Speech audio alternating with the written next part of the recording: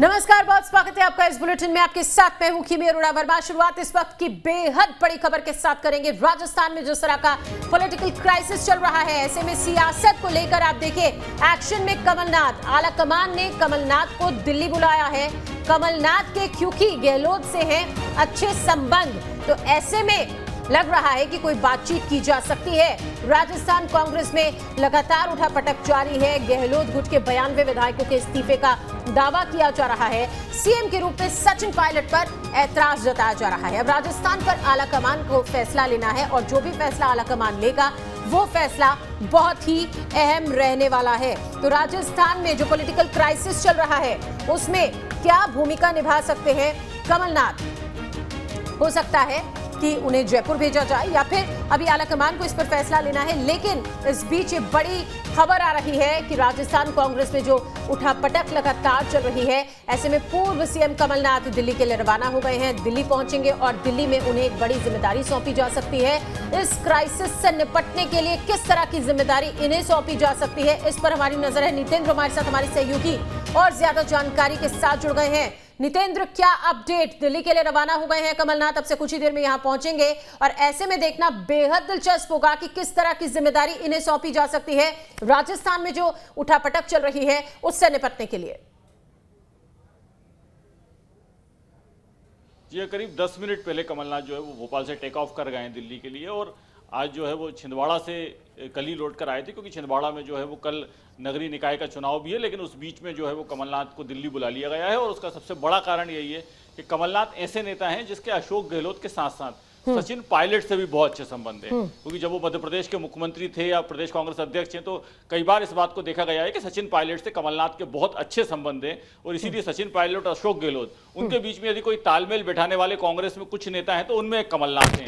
और यही कारण है कि कमलनाथ को जो है वो दिल्ली बुला लिया गया और ये भी हो सकता है कि दिल्ली से उनको जयपुर रवाना किया जाए और या फिर दिल्ली ही बैठकर जो है वो कैसे कोऑर्डिनेट करें। लेकिन उनका फिलहाल जो है वो अचानक दिल्ली जाना राजस्थान के जो सियासी संकट है उससे जुड़ा हुआ मामला है। देखिए, विपक्ष लेकिन लगातार नितेंद्र यहाँ पर घेर रहा है इस बात को लेकर कांग्रेस को और साथ ही कमलनाथ को भी कि यहाँ तो वो अपनी सरकार बचा नहीं पाए। ऐसे में राजस्थान में उनकी भूमिका कितनी अहम रहने वाली है, उसे लेकर भी सवाल खड़े किए जा रहे हैं विपक्ष की तरफ से। देखिए, जब भी कमलनाथ को कोई दिल्ली में कभी इस तरह का क्राइसिस होता है, किसी राज्य में कोई क्राइसिस होता है तो बुलाया जाता है और हम ये पहले भी देख चुके हैं। क्योंकि जब महाराष्ट्र में भी सियासी संकट गहराया था तब भी कमलनाथ को जो है मुंबई भेजा गया था। तो ये कोई पहली बार नहीं है। जहां तक की बात विपक्ष का है या भाजपा की बात करें, अगर भाजपा निशाना साध रही है तो स्वाभाविक आप रहे हमारे साथ कांग्रेस के नेता भूपेंद्र गुप्ता हमारे साथ जुड़ गए हैं, सीधे उनका रुख करते हैं। भूपेंद्र जी, बहुत स्वागत है आपका। सबसे पहले आपसे मैं यही जानना चाहूंगी, कमलनाथ दिल्ली रवाना हो गए हैं, क्या एक बड़ी जिम्मेदारी उन्हें सौंपी जा सकती है राजस्थान में जो पॉलिटिकल क्राइसिस चल रहा है उससे निपटने के लिए?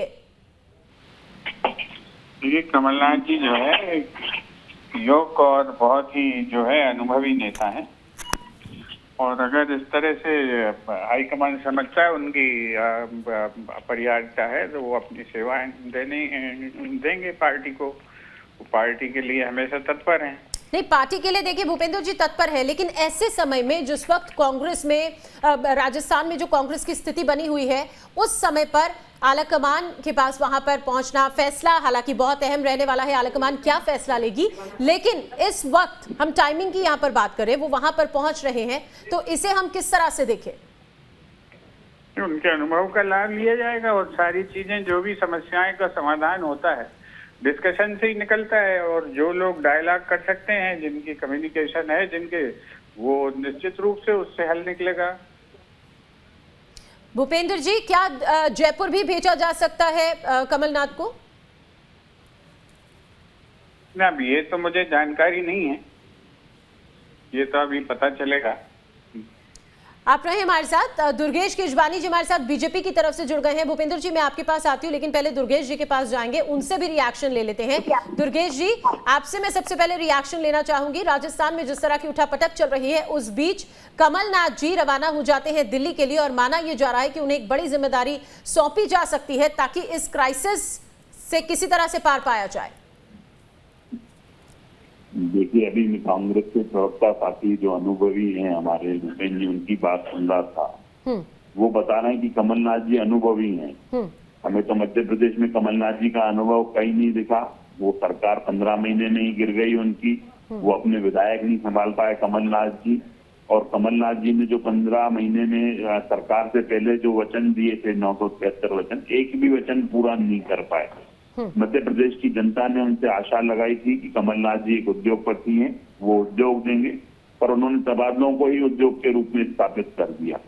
तो मुझे लगता है कि कांग्रेस की जो खींचातान चल रही है, जो आपसी जो पावर दिखाने का गेम चल रहा है, फिर ये क्या ठीक रहा भाजपा पे फोड़ रहे कि भाजपा ने ये कर दिया, भाजपा हमारे विधायकों को ले गए। ये जब अपनी खुद ही नहीं संभाल पाते तो निश्चित रूप से मुझे लगता है जो हाल मध्य प्रदेश में हुआ वही हाल राजस्थान में होता हुआ दिख रहा है उनका। भूपेंद्र जी से इस पर जवाब लेते हैं। भूपेंद्र जी क्या कहेंगे? सीधे तौर पर दुर्गेश जी यही कह रहे हैं कि मध्य प्रदेश में तो सरकार बचा नहीं पाए थे, ऐसे में क्या उम्मीद यहाँ पर कमलनाथ जी से कर रही है कांग्रेस?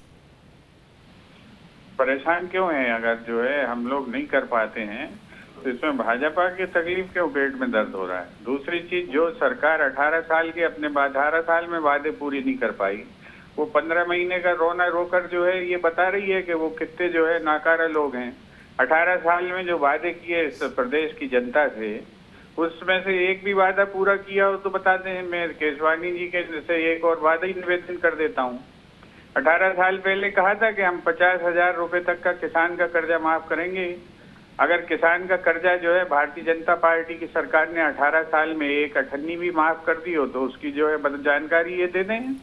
ये फिर उसके बाद ये रोना रोएंगे 15 महीने में हमने क्या किया था। हमने जो किया है वो तो आपकी विधानसभा में बताया आपने खुद ही। दुर्गेश जी अब आप जवाब दीजिए इस बात का। कुमकुम जी, मुझे लगता है कि कांग्रेस के जो प्रवक्ता देते हैं, आपने किसान का कर्जा माफ किया, 18 साल हो गए। ये झूठ जो है आपका जनता जानती है। आपके झूठ को जनता जानती है, ये तो बताएं क्यों पूरा नहीं कर पाए आप?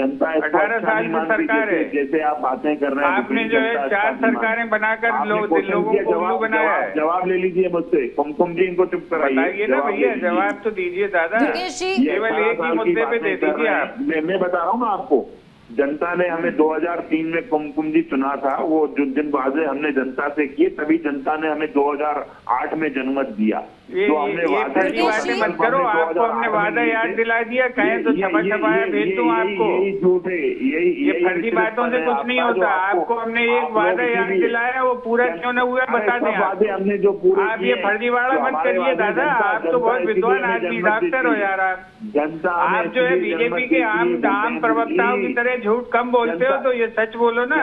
किसान का 50,000 का कर्जा माफ करने का वादा क्या हुआ आपका? क्यों नहीं माफ किया आपने? बताइए, 18 साल से आप किसको उल्लू बना रहे हो? जो मध्य प्रदेश के हित का काम किया था। अरे भाई बताओ तो, आशीर्वाद दिया। आप 1 लाख लोगों को हर महीने नौकरी देने वाले थे, उसका क्या हुआ? जनता ने हमें 2013 में आप हर महीने 1 लाख नौकरी देने वाले थे प्रदेश में, जो उसका क्या हुआ भाई साहब? हमारे मुख्यमंत्री बताओ ना, में काम कर रहे हैं। अच्छा, इसके बाद भी जो है लोग सड़कों पे घूम रहे हैं, बैठी हुई है। बताओ ना भैया। आपको जनता घर बिठा के ये जो है झूठ और जुमलों से देश नहीं चलता है। आपको जो है वापस दो पे पहुंचाएगी ये जनता देश। अगर कमलनाथ जी अनुभवी होते तो वापस आपकी जनता आपको 2 सीटों पर भेजेगी, देश की जनता। बातें कर रहे हैं, उसके बाद भी मैं आपको जवाब दे रहा हूँ कि मध्य प्रदेश की जनता माननीय शिवराज जी से सीधा संपर्क रखती है। माननीय मुख्यमंत्री शिवराज सिंह चौहान जी 8 करोड़ जनता के दिल में बसते हैं। और जो आज का भ्रष्ट हो चुकी आपकी सरकार के, अब तो जो है मंच पे से सस्पेंड करना पड़ता है, सिस्टम सस्पेंड नहीं कर पाता है। कमलनाथ जी पर आपको भी विश्वास नहीं है।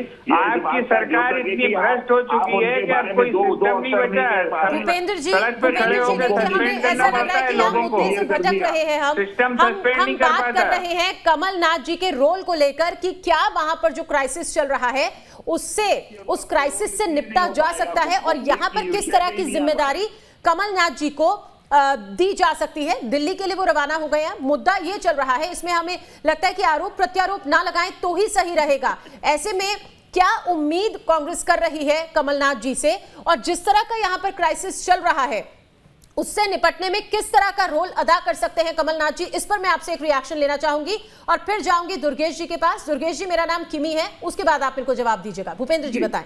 सिमी जी, अभी तो कमलनाथ जी प्लेन में बैठे हैं और बीजेपी को जो पेट में गुड़गुड़ होने लग गई है। अब जब वो वहाँ पहुंचेंगे और जब जो है काम संभालेंगे तो इनकी क्या हालत होने वाली है इसका अंदाजा लगा लीजिए। कमलनाथ जी योग्य और दुर्गेश समर्थ जी, एक व्यक्ति बहुत हैं। छोटा सा रिएक्शन इस पर दीजिएगा। देखिए सिमी जी, इन्होंने बिल्कुल भी अपने कमलनाथ जी की कुछ बात नहीं कर पाए। कांग्रेस इस बात का जो तक है कि उनके अनुभव जो मध्य प्रदेश में देखे उसमें कमलनाथ जी हर कहीं फेल रहे, और मुझे लगता है कि उनका दिल्ली जाने का सिर्फ और सिर्फ दिखावा करने के लिए